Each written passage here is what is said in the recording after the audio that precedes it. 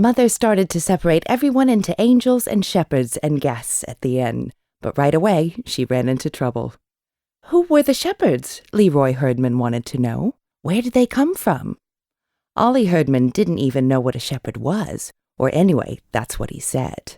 What was the inn? Claude asked. What's an inn? What happened first? Imogen hollered at my mother. Begin at the beginning. Mother said she had better begin by reading the Christmas story from the Bible. This was a pain in the neck to most of us because we knew the whole thing backward and forward and never had to be told anything except who we were supposed to be and where we were supposed to stand. What was that they laid the baby in? Leroy said. That manger. Is that like a bed? Why would they have a bed in the barn? That's just the point, Mother said. They didn't have a bed in the barn, so Mary and Joseph had to use whatever there was. What would you do if you had a new baby and no bed to put the baby in? We put Gladys in a bureau drawer, Imogen volunteered. Well, there you are, Mother said, blinking a little. You didn't have a bed for Gladys, so you had to use something else. Oh, we had a bed, Ralph said. Only Ollie was still in it, and he wouldn't get out. He didn't like Gladys. He elbowed Ollie. Remember how you didn't like Gladys? I thought that was pretty smart of Ollie not to like Gladys right off the bat. Anyway, Mother said, Mary and Joseph used the manger. A manger is a large wooden feeding trough for animals. What were the wadded-up clothes? Claude wanted to know. The what? Mother said. You read about it. She wrapped him in wadded-up clothes. Swaddling clothes, Mother sighed. Long ago, people used to wrap their babies very tightly in big pieces of material so they couldn't move around. It made the babies feel cozy and comfortable. I thought it probably just made the babies mad. Till then, I didn't know what swaddling clothes were either, and they sounded terrible, so I wasn't too surprised when Imogen got all excited about that. You mean they tied him up and put him in a feed box, she said? Where was the child welfare? The child welfare was always checking up on the Herdmans. I'll bet if the child welfare had ever found Gladys all tied up in a bureau drawer, they would have done something about it. When we got home, my father wanted to hear all about it. Well, Mother said, just suppose you had never heard the Christmas story and didn't know anything about it, and then somebody told it to you. What would you think? My father looked at her for a minute, and then he said, Well, I guess I would find it pretty disgraceful that they couldn't find any room for a pregnant woman except in the stable. Exactly, Mother said. It was perfectly disgraceful, and I never thought about it much. You hear all about the nice warm stable with all the animals breathing and the sweet-smelling hay, but that doesn't change the fact that they put Mary in a barn. We sang 2 verses of O Little Town of Bethlehem while Mary and Joseph came in from a side door. Only they didn't come right away. So we hummed and hummed and hummed, which is boring and also very hard, and before long doesn't sound like any song at all, more like an old refrigerator. I guess we could have gone on humming till we all turned blue, but we didn't have to. Ralph and Imogen were there all right. Only for once, they didn't come through the door pushing each other out of the way. They just stood there for a minute as if they weren't sure if they were in the right place, because of the candles, I guess, and the church being full of people. They looked like the people you see on the 6 o'clock news, refugees sent to wait in some strange ugly place with all their boxes and sacks around them. It suddenly occurred to me that this was just the way it must have been for the real Holy Family, stuck away in a barn by people who didn't much care what happened to them. They couldn't have been very neat and tidy either, but more like this Mary and Joseph. Imogen's veil was cockeyed as usual, and Ralph's hair stuck out all the way around his ears. Imogen had the baby doll, but she wasn't carrying it the way she was supposed to, cradled in her arms. She had it slung up over her shoulder, and before she put it in the manger, she thumped it twice on the back. I heard Alice gasp, and she poked me. I don't think that's very nice to burp the baby Jesus, she whispered, as if he had colic. Then she poked me again. Do you suppose he could have had colic? I said, I don't see why not, and I didn't. He could have had colic, or been fussy or hungry like any other baby.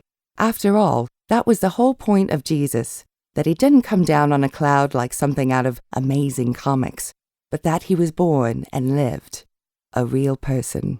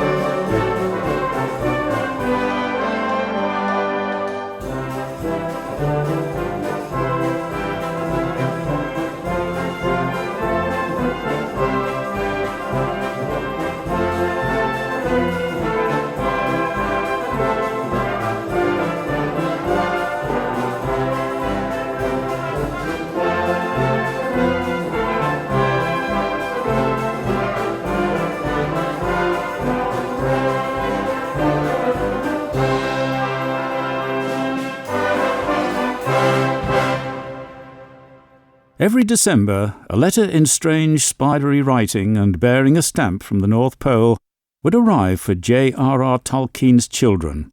The letters were from Father Christmas. Christmas 1930. I have enjoyed all your letters. I hope you will like your stockings this year. I tried to find what you asked for, but the stores have been in rather a muddle. You see, the polar bear has been ill. He had whooping cough, first of all. I could not let him help with the packing and sorting, which begins in November, because it would be simply awful if any of my children caught polar whooping cough and barked like bears on Boxing Day. So I had to do everything myself in the preparations. Of course, Polar Bear has done his best. He cleaned up and mended my sleigh and looked after the reindeer while I was busy. That is how the really bad accident happened. Early this month we had a really bad snowstorm, nearly 6 feet of snow, followed by an awful fog. The poor polar bear went out to the reindeer stable and got lost and nearly buried. I did not miss him or go to look for him for a long while. His chest had not got well from whooping cough, so this made him frightfully ill, and he was in bed until 3 days ago. Everything has gone wrong, and there's been no one to look after my messengers properly. Aren't you glad the polar bear is better? We had a party on Saturday, as soon as he felt well enough, of polar cubs and snowboys, sons of the snowmen, which are the only sort of people that live near. Not, of course, men made of snow, though my gardener, who is the oldest of all the snowmen, sometimes draws a picture of a made snowman instead of writing his name. Polar Bear didn't eat much, but when the big cracker went off after, he threw away his rug and leapt in the air, and has been well ever since. While he had the cough and cold, he once sneezed so terribly that he blew 5 candles out. Still, he is all right now. I know, because he's been at his tricks again, quarrelling with the snowman, my gardener, and pushing him through the roof of his snow house, and packing lumps of ice instead of presents in naughty children's parcels.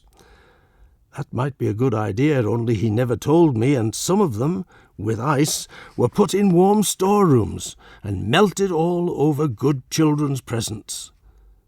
Well, my dears, there's lots more I should like to say about my green brother and my father, old grandfather Yule, and why we were both called Nicholas after the saint whose day is December the 6th, who used to give secret presents, sometimes throwing purses of money through the window. But I must hurry away. I'm late already, and I'm afraid that you may not get this in time. Father Christmas.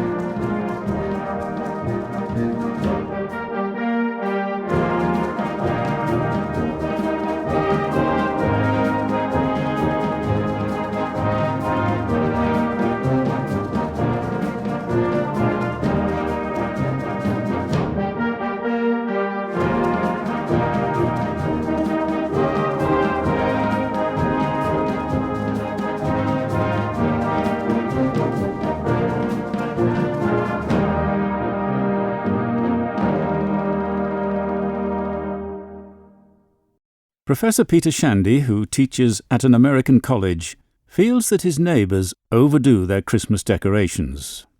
With a finesse born of much practice, Professor Shandy backed Mrs. Ames off his front step and shut the door.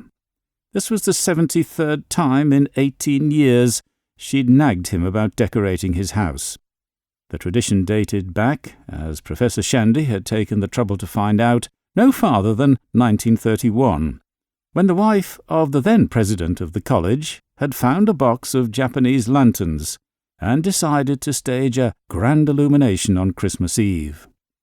The grand illumination had been such a smashing success that the college had repeated the event every year since. From near and far came tourists to bask in the spectacle. Pictures appeared in national magazines. However, the photographers always had to shoot one dark spot on the gala scene. This was the home of Peter Shandy. Left to himself, Peter Shandy would willingly have made some concession to the event, a balsam wreath or a spray of holly on the front door, and a fat white candle guttering in the parlour window after dark. He rather liked Christmas. But altogether too many of Shandy's Christmases had been blighted by the overwhelmingly Christmas spirit around the Crescent. On this morning of December the 21st, something snapped. On the morning of December the 22nd, 2 men drove up to the brick house in a large truck. The professor met them at the door. "Did you bring everything, gentlemen?" "The whole works. Boy, you folks up here sure take Christmas to heart." "We have a tradition to maintain," said Shandy. "You may as well start on the spruce trees." All morning the workmen toiled. Expressions of amazed delight appeared on the faces of neighbours and students. As the day wore on and the men kept at it, the amazement remained, but the delight faded. It was dark before the men got through. Peter Shandy walked them out to the truck. He was wearing his overcoat, hat, and galoshes, and carrying a case. "Everything in good order, gentlemen. Lights timed to flash on and off at 6-second intervals. Amplifiers turned up to full volume. Steel-cased switch boxes provided with sturdy locks. Very well then, let's flip on the power and be off." Precisely 48 hours later, on Christmas Eve, Professor Shandy stepped outside for a breath of air. Around him rolled the vast Atlantic.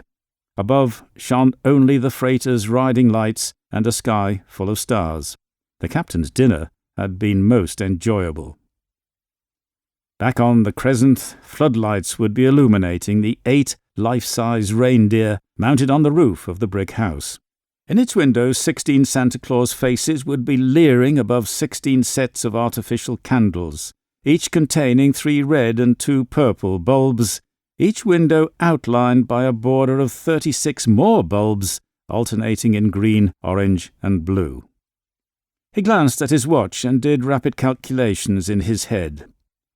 At that precise point, the 742 outsized red bulbs on the spruce trees would have flashed on for the 28,800th time.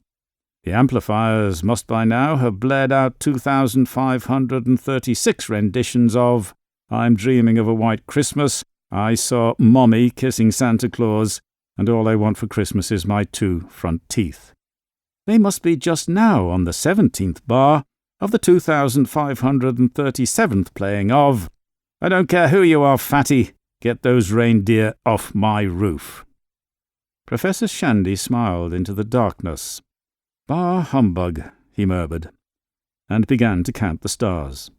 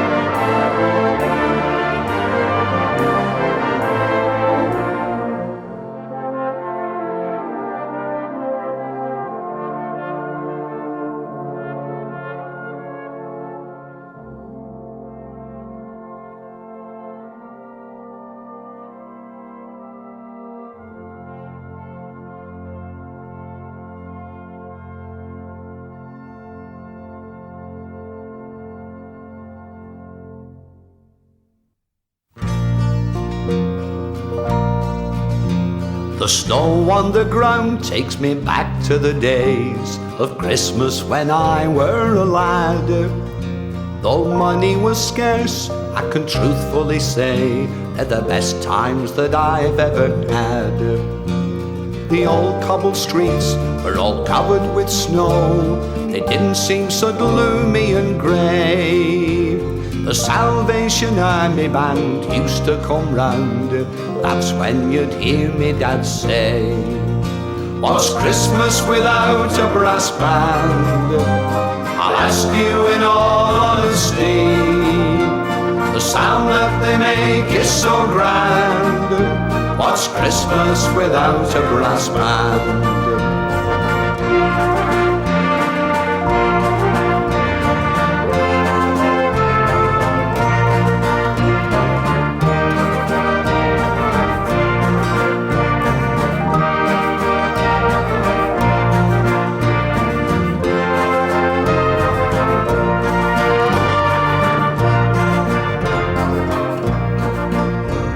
The gas lamp that stood on the corner of the street is where they would all gather round.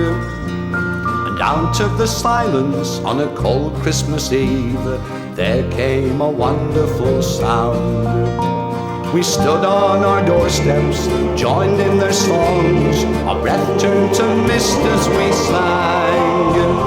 Far in the distance from the cathedral tower, faintly the Christmas bells rang. What's Christmas without a brass band? I ask you in all honesty. The sound that they make is so grand. What's Christmas without a brass band? What's Christmas without a brass band?